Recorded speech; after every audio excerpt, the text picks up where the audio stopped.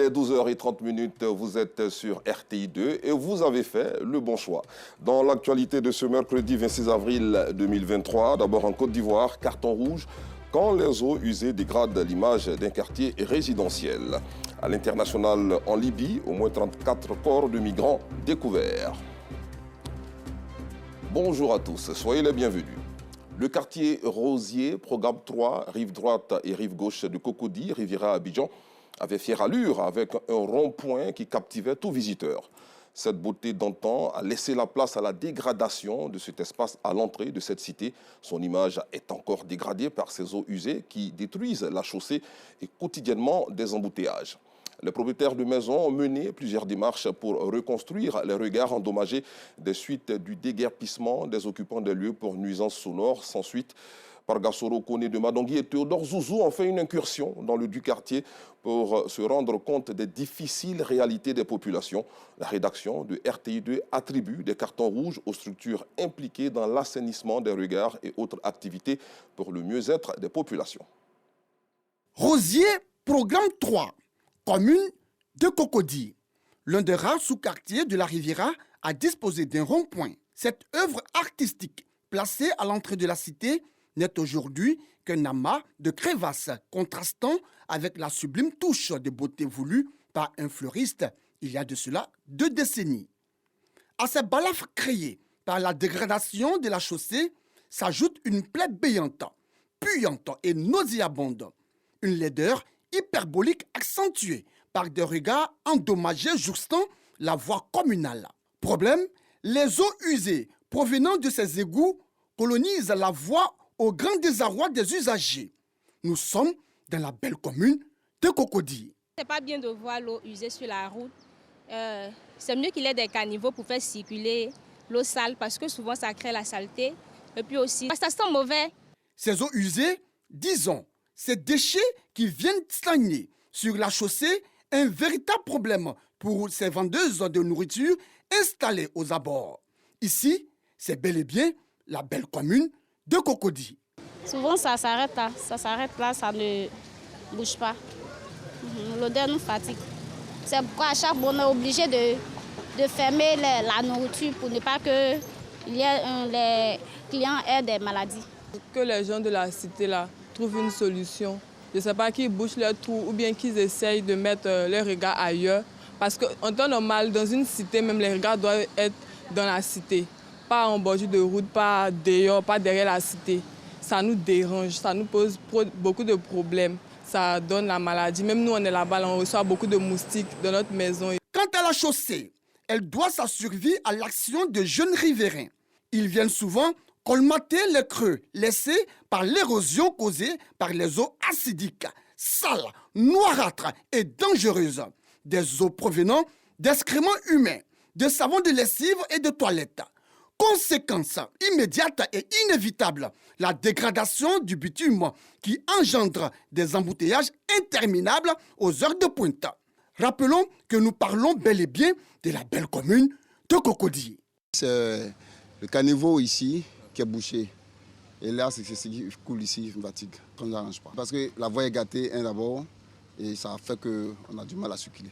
Tous les jours, j'emprunte toujours cette voie. Mais elle est dégradée. Parce qu'il y a l'eau de WC qui coule toujours et on prend les ordures, les gravats et on remplit toujours, mais on n'arrive pas à trouver la solution. C'est dans le bâtiment, ça quitte. Ça, c'est pas la solution. La solution, c'est qu'on vienne arranger. Il y a une structure qui s'occupe des routes en Côte d'Ivoire, qui viennent voir.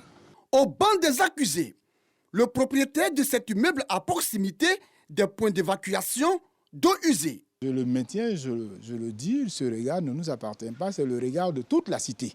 C'est-à-dire c'est les eaux usées de toute la cité qui se déportent par derrière. Le président du syndicat de la cité Rosier, programme 3, rive gauche de la belle commune de Cocody, lui, essaie d'éclairer la lanterne des uns et des autres sur la situation. Il y a eu un déguerpissement ici qui a provoqué la destruction des regards. L'eau qui vient, qui n'a plus de déboucher, naturellement, s'est frayé un chemin et celui de tomber sur la chaussée et qui est dégradée.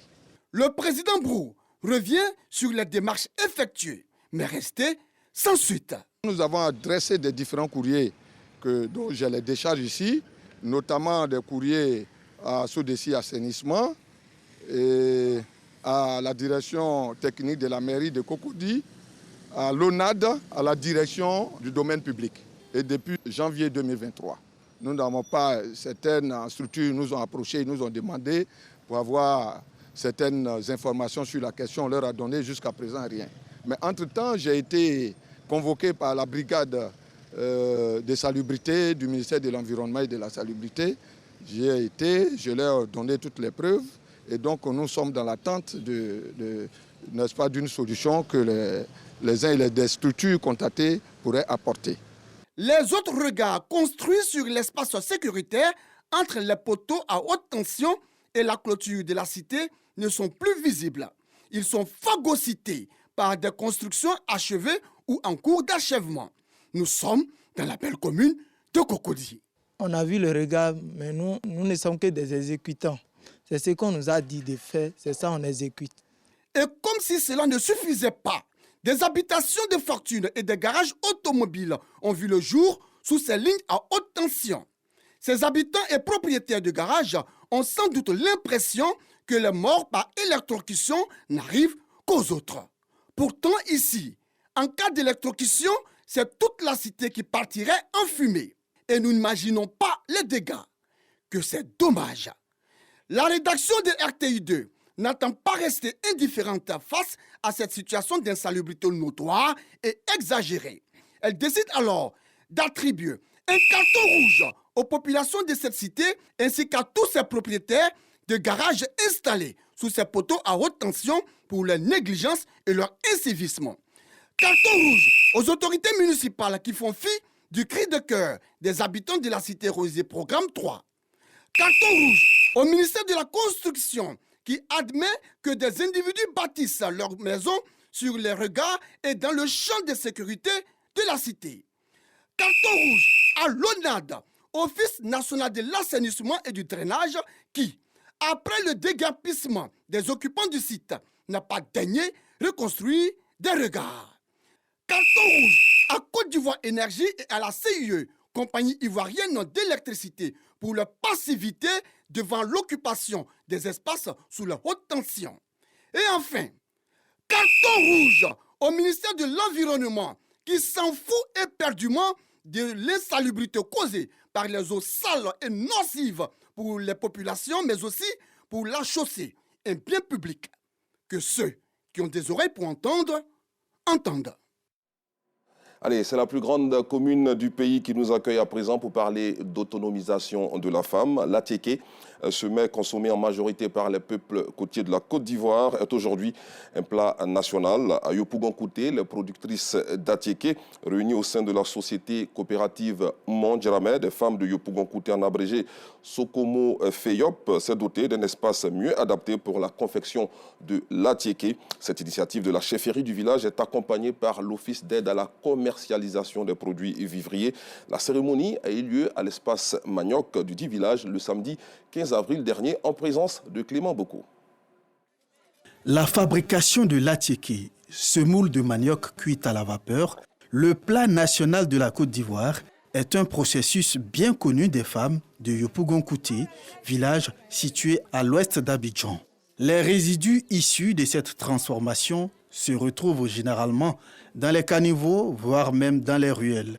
Et cela provoque l'insalubrité et les mauvaises odeurs. Pour améliorer les conditions de travail des femmes du village de Yopougon-Kouté, la chefferie Tchagba du dit village a initié la construction d'un édifice moderne pour abriter les activités des femmes.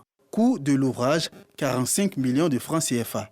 C'est un grand projet que nous avons nourri. Nous l'avons fait initier sur fonds propres jusqu'à cette hauteur, mais nous avons besoin d'aide. Ça va occuper seulement nos mamans, ça va leur donner des ressources additionnelles pour les accompagner dans toutes les activités qu'elles viennent mener.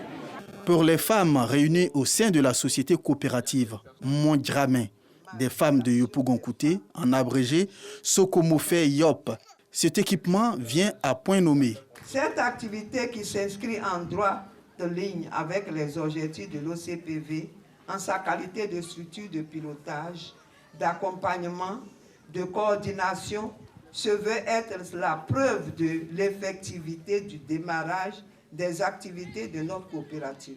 Venu appuyer les efforts de la chefferie, le directeur général de l'Office d'aide à la commercialisation des produits vivriers OCPV a procédé au lancement officiel des activités de la coopérative Sokomofe Yop. Rassurer les populations que le gouvernement est toujours à leur côté quand il s'agit de parler de sécurité alimentaire des populations. Nous allons accompagner les femmes dans leur activité de transformation du manioc. Nous allons accompagner la chefferie dans la construction de ce joyau. Ce bâtiment de type R+1, baptisé Espace Manioc, comprend une administration, des magasins de stockage, un espace de broyage et d'épluchage et des séchoirs. Dans l'actualité nationale également, les travailleurs de Chèque, la société en charge des travaux d'aménagement du carrefour Aquaba, phase prioritaire, ont été formés sur le VIH-Sida et les IST, la Covid-19, les violences basées sur le genre et la sécurité routière. C'était le samedi 25 mars 2023 à l'occasion de la journée de sensibilisation organisée par l'ONG, l'Interafricaine pour la promotion de la santé et des droits humains, appuyée par l'AGEROUTE. Joël Gosset. Cette année, pendant le week-end pascal, on dénombre 267 accidents de la circulation selon les statistiques du groupement des sapeurs-pompiers militaires GSPM. Un chiffre alarmant. Pour prévenir tout risque lié aux accidents de la route, l'ONG, l'Interafricaine pour la promotion de la santé et des droits humains, a organisé une campagne de sensibilisation dans la commune de Port-Bouët. Nous menons quotidiennement ces activités afin de sensibiliser au quotidien notre personnel. Et nous menons ici ce qu'on appelle le quart d'heure. Chaque matin, nous les réunissons, nous les sensibilisons sur des thèmes bien précis en fonction des travaux qu'on a réalisés. Parce que ici, le chantier est zéro accident. Une opportunité pour Josiane Koudou, présidente de l'Interafricaine pour la promotion de la santé et des droits humains, d'expliquer les conditions inhérentes à la gestion des plaintes. On peut dire que nos attentes ont été satisfaites. Vu qu'on est à la deuxième campagne, pour la réalisation de ce projet, il y a eu un mécanisme de gestion des plaintes qui a été mis en place. Donc, au travers de ce mécanisme de gestion des plaintes, l'ONG sensibilise au quotidien les populations sur ce mécanisme de gestion des plaintes.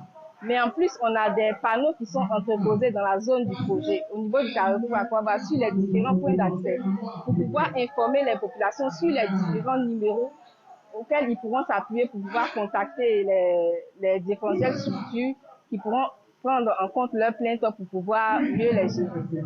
Pour la circonstance, Sabine Koné, responsable de l'hygiène, sécurité et environnement, a invité les populations à se rendre aux endroits ciblés pour d'éventuelles revendications. Maintenant, si dans le traitement de la plainte, ça dépasse les compétences de l'ONG transfère la plainte à la mission de contrôle qui, à son tour, transmet à l'AGEROUTE, qui, à son tour, transmet à la cellule de communication du Pakoga et ensuite au PRICI. La particularité, c'est la sensibilité de ce chantier-là. Comme vous le savez, c'est un carrefour sensible, il est non loin de l'aéroport. Pour tous ceux qui vont à Assini, à Bassam, au Ghana, ils passent par là. C'est pour cela que le gouvernement a jugé nécessaire de pouvoir le réhabiliter afin de faciliter la fluidité routière à ce niveau-là. Cette caravane de sensibilisation a sillonné les quartiers de Port-Bouët, Silove, Abattoir 2, Ilo 1, 2, 3, Sèche-Cassis. Un mot de sport dans cette édition. Le Nigérien Hassan Aibo a décroché en finale le Graal de la 9e édition du Festival international de lutte traditionnelle d'Abidjan ce dimanche 23 avril 2023. Voici les détails de Patrick Dadier. Avec son gabarit impressionnant et son habileté dans les techniques d'attaque, Aibo Hassan, le lutteur nigérien, n'a pas fait dans la dentelle face à ses adversaires. Dans un parcours sans faute, Aibo Hassan tombe en demi-finale Zakirou Zakari, qui accepte difficilement sa défaite.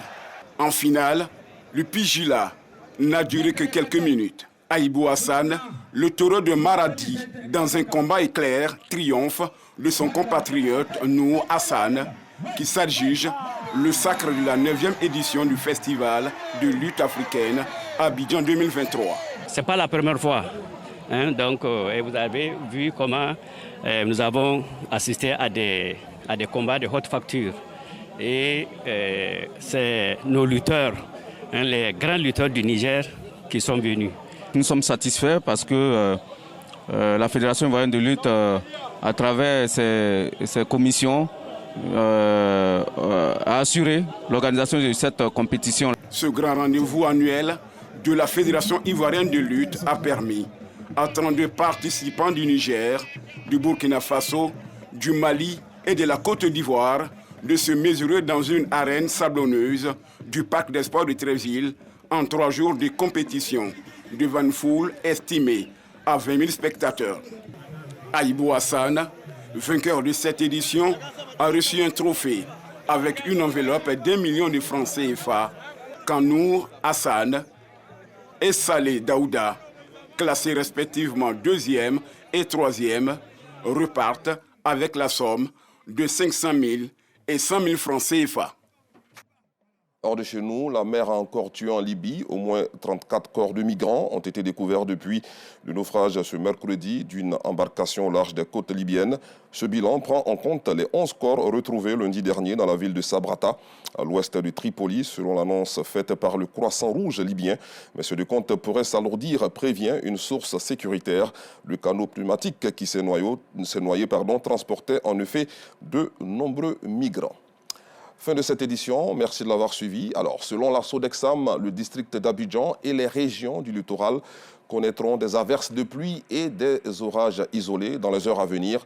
Sortez donc couverts et prudence sur les routes.